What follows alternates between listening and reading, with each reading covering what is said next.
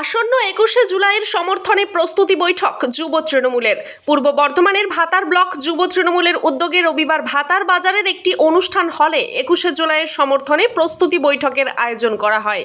বিভিন্ন অঞ্চলের কয়েকশো যুব তৃণমূল কর্মী সমর্থক এই বৈঠকে হাজির ছিলেন।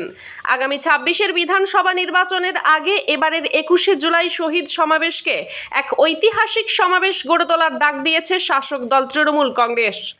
উপস্থিত যুব কর্মীদের কাছে এদিন ২১শে জুলাইয়ের তাৎপর্য বিশ্লেষণ করেন তৃণমূল নেতৃত্ব। উপস্থিত ছিলেন পূর্ব বর্ধমান জেলা যুব তৃণমূলের সভাপতি রাসবিহারী হালদার, রাজ্য যুব তৃণমূলের সাধারণ সম্পাদক শান্তনু কোনার, ভাতারের বিধায়ক মানগোবিন্দ অধিকারী, ব্লক সভাপতি বাসুদেব যশ, জেলা যুব তৃণমূলের সাধারণ সম্পাদক শেখ জুলফিকার আলী, ব্লক যুব তৃণমূলের সভাপতি অমিত কুমার হুই সহ আরও অন্যান্যরা। বর্ধমান জেলার সমস্ত ব্লক টাউনে আমরা প্রস্তুতি সভা করছি। আজকে ভাতার ব্লকের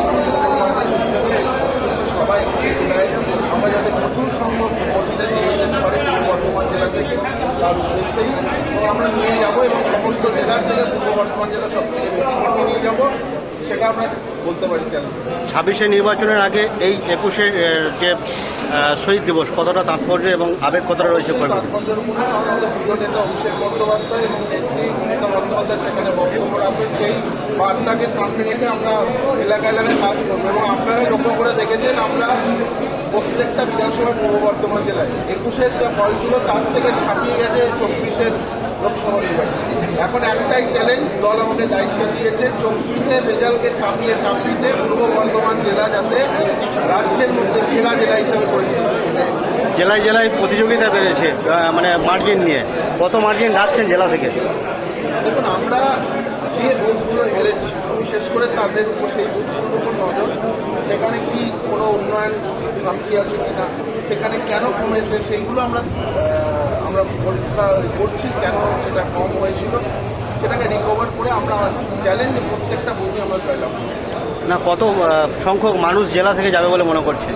দেখুন, লাখের উপর মানুষ যাবে, এটুকু আমরা বলতে পারি। জেলায় জেলায় যে আবেগ ২১শে জুলাইকে কর্মীদের, কেউ ট্রেনে যাবে, কেউ বাসে যাবে, কোনো বুথ থেকে বাদ নয়, প্রত্যেক বুথ থেকে কর্মীরা যাবে। যারা তৃণমূল কংগ্রেসের সৈনিক তারা ২১শে জুলাই কলকাতায় যায়, প্রত্যেক বছরই যায়, এবছরে যাবে। আপনি কোনো জেলার মধ্যে মানুষকে দেখতে পাবেন না, কারণ তৃণমূল কংগ্রেসের সবাই সেদিন দেখবেন ভাতার ব্লক যেভাবে কর্মীদের নিয়ে যাচ্ছে, ভাতারে কর্মী মানে মানুষ খুঁজে পায় এটা হয়ে।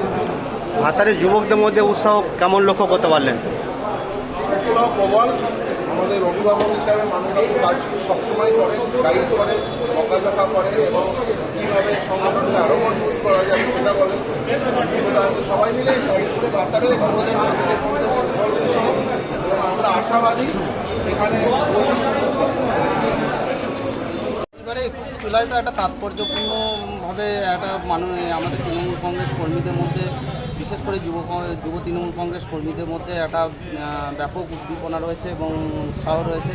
তার কারণ আগামী বছর ২৬শে আগামী বছর আমাদের বিধানসভা নির্বাচন অনুষ্ঠিত হবে পশ্চিমবঙ্গের মাটিতে এবং সেই নির্বাচনকে উপলক্ষ করেই এই বছরের ২১শে জুলাই আমাদের প্রত্যেকটা তৃণমূল কংগ্রেস কর্মীদের আবেগ, উৎসাহ, উদ্দীপনা চরমে।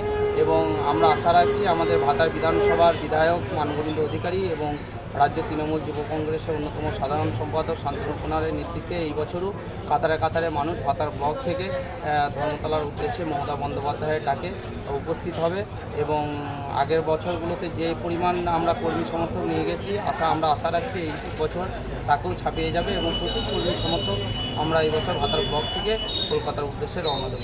কর্মীদের উদ্দেশ্যে কী বার্তা দেবেন? কর্মীদের উদ্দেশ্যে আমাদের এই বছর ২১শে জুলাইটা যেহেতু নির্বাচন অভিমুখী ২১শে জুলাই, তাই আমাদের নেত্রী মমতা বন্দ্যোপাধ্যায় নিশ্চিতভাবে ধর্মতলা থেকে কর্মীদের উদ্দেশ্যে বার্তা দেবেন, কর্মীরা সেই বার্তা নিয়ে আসবেন। তিনি আমাদের নেতা অভিষেক বন্দ্যোপাধ্যায় যেভাবে কর্মীদেরকে এই আগামী ১ বছর যেভাবে পরিচালনা করবেন এবং তাদের উদ্দেশ্যে যেসব কর্মসূচি দেবেন, আমাদের ভাতার ব্লকের বিধায়ক মানগোবিন্দ অধিকারীর নেতৃত্বে আমরা সেই সব কর্মসূচিগুলো সফলভাবে রূপায়িত করব। ব্যুরো রিপোর্ট, সোজা কথা নিউজ।